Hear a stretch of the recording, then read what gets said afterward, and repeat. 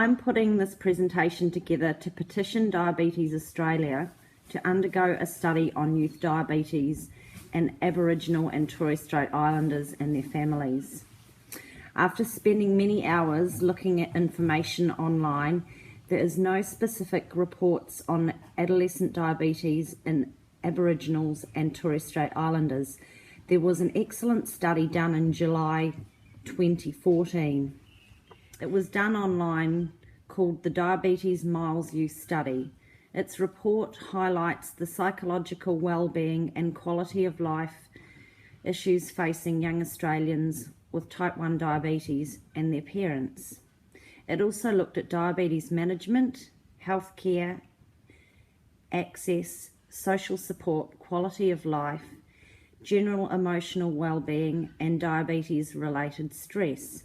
In this study, there was only 2% of Aboriginals and Torres Strait Islanders represented. After looking at many sites online, I came across some alarming statistics, like the Australian Bureau of Statistics Health Survey starting in April 2012 in remote and non-remote areas.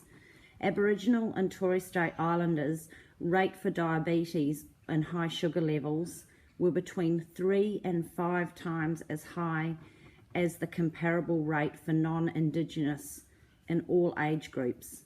So this was not specific for adolescents. And while diabetes is increasing across Australia's entire population, Aboriginal people are more likely to contract the disease, and it is beginning at an earlier age because of economic and social factors such as predisposition, access to fresh food, primary healthcare services and education. This was taken from the Creative Spirits website. I think there is a gap in the information we have on adolescent Aboriginal and Torres Strait Islanders and their diabetes rates. Also the effects it has on the health, families and communities. If a study was undertaken like the Miles Youth Study, it would provide this information and recommendations specifically targeted at this group, where I think there is a hole in our healthcare system. I think that one of the limitations is that the Miles study was done online.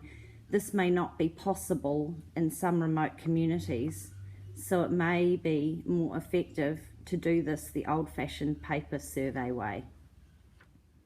The references I used for the study was the Miles Youth Study report done in 2014, the Australian Bureau of Statistics website, and the Creative Spirits website.